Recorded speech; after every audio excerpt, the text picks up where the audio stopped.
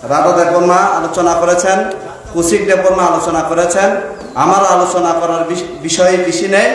আমি একদম সংক্ষিপ্তভাবে বলবো যে এই রাজ্যে একদিকে আইপিএফটি, অন্যদিকে বিজেপি।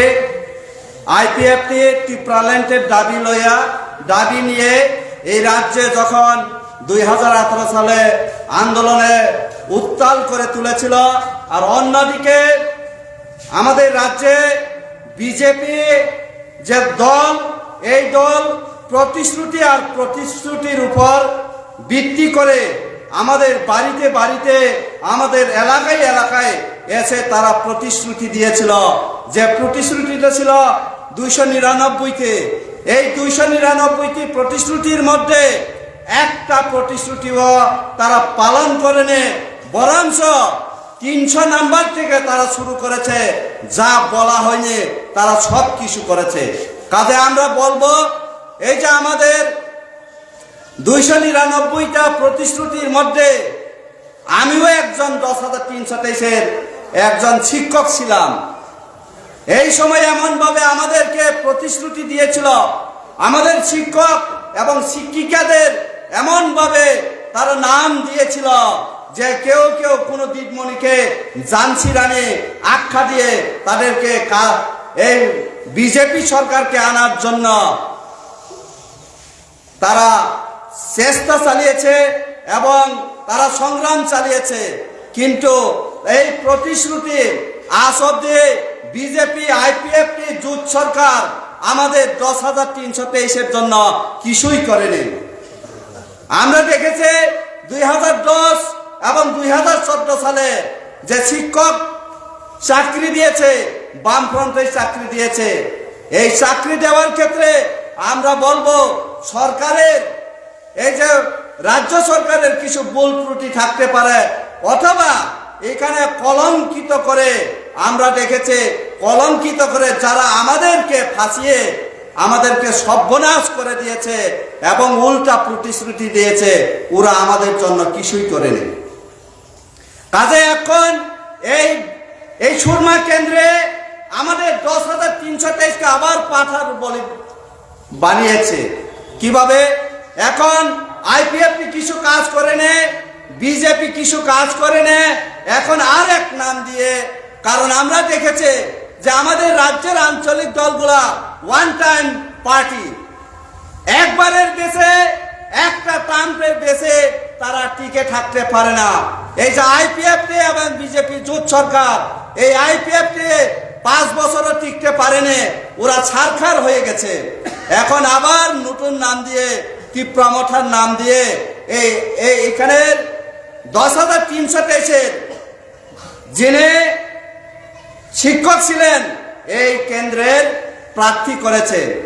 আমরা এই ত্রিপুরা মঠা যখন জন্ম হয়েছে, প্রায় 2 বছর হয়েছে, এই 2 বছর জন্মকালে তার কাছে কোনোদিন আমরা শুনিনি 10,323-এর জন্য। তাদের তো কোনো বিধায়ক ছিল না, তাদের তো কেউ ছিল না, কিন্তু তাদের নেতা নেতৃত্ব আছে। এমন বাজার সভা, কোনো সভাতে আমরা এই 10,323-এর জন্য আন্দোলন করতে দেখিনি। এখন ওরা উল্টাভাবে এডিসি নির্বাচনের আগে এই যে ত্রিপুরা মঠা কথা দিয়েছিল যে লড়াই করে আন্দোলন করে 10,323-এর কিচ্ছু হবে না, একমাত্র আইনের মাধ্যমে লড়াই করলে 10,323-এর যে সমস্যা সেটা সমাধান হতে পারে।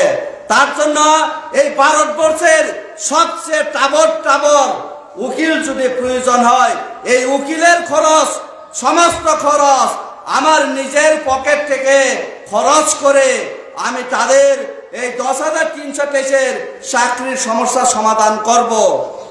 আর কিন্তু আজ অব্দি ত্রিপুরার মঠার সুপ্রিমো আমাদের যে 10,323-এর সমাধানের জন্য 1 টাকাও খরচ করেনি।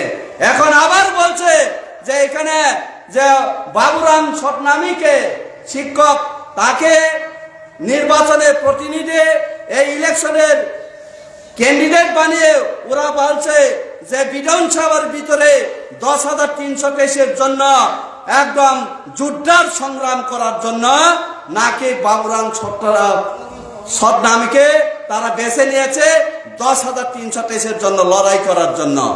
আমি বলবো এই রাজ্যের একজনা ত্রিপুরা এমএলএ নয়, কিন্তু আইপিএফটি থেকে শিফট হয়ে এখন ত্রিপুরা মঠায় কাজ করছে। একজন বিধায়ক আছে, ওই বিধায়ক তো বলতে পারতেন বিধানসভার ভিতরে যে 10,323-এর জন্য এই সরকার আইপিএফ এবং বিজেপি জোট সরকার, এই সরকার 10,323-এর জন্য সমাধান করতে হবে, এইরকম কথা তো শুনিনি। এবং আন্দোলনের উপরটা যে এই দল, এই ত্রিপুরা দল এই আন্দোলনের উপর বিশ্বাস নাই, কাজে এই যে বাবুরাম ছদ্মনামীর নামে যে প্রচার করছে যে 10,323-এ লড়াইয়ের জন্য আমরা বাবুরাম ছদ্মনামীকে প্রার্থী ক্যান্ডিডেট এমএলএ বানিয়ে আমরা বিধানসভায় পাঠাবো, এটা সম্পূর্ণ বল, এটা সম্পূর্ণ মিথ্যা কথা। মিথ্যার উপর দাঁড়িয়েই এরা পলিটিক্স করে, কাজে তাদের উপর বিশ্বাস না রাখাই ভালো। কারণ ওদের যে বক্তব্য ত্রিপুরাল্যান্ড এবং গ্রেটার ত্রিপুরাল্যান্ড 99% মিল আছে, তাহলে 2018 সালে ওরা বলেছিল আমরা ক্ষমতায় আসলে ত্রিপুরাল্যান্ড হবে, 2018 থেকে আজকে 2022 অব্দে ত্রিপুরাল্যান্ডের খবর নাই, দল ভাঙ্গে সারখার হয়ে গেছে। কাজে গ্রেটার ত্রিপুরাল্যান্ডও হবে না, এই 10,323-এর জন্য লড়াই হবে না। একমাত্র এই দলে আছে বামফ্রন্ট সিপিএম দলে আছে, যাদের বুকে সাহস আছে, যাদের দায়িত্ব জনগণের প্রতি দায়িত্বশীল, মানুষের প্রতি দায়িত্বশীল, এই দায়িত্ব একমাত্র বামপন্থী এমএলএরাই বিধানসভার ভিতরে, এই পার্টি একমাত্র দল বিধানসভার বাইরে আজও 10,323-এর জন্য এই রাজ্যের জনগণের সমস্ত জনগণের জন্য লড়াই করছে। কাজে এই রাজ্যের জুড়ে উন্নয়ন চাই, এই রাজ্যের বেকারদের কর্মসংস্থানের ব্যবস্থা যদি চাই, 10,323 এখনো দাঁড়িয়ে বলছে একমাত্র এই বামফ্রন্ট সরকারের যদি আবার ক্ষমতায় আছে তাহলে 10,323-এর সমাধান হবে, এছাড়া হবে না। কাজে আমরা বলবো এই বিধানসভা উপনির্বাচনে বামফ্রন্টের প্রার্থী কমরেড রঞ্জন দাসকে বিপুল ভোটে জয় করিয়ে আমাদের রাজ্যের জনগণের স্বার্থে, এই রাজ্যের শান্তি সম্প্রীতির সাথে বিপুল ভোট দিয়ে জয়যুক্ত করাতে সবাই যাতে সাহায্য করেন, এই আশা বিশ্বাস রেখে আমার সংক্ষিপ্ত আলোচনা শেষ করছে।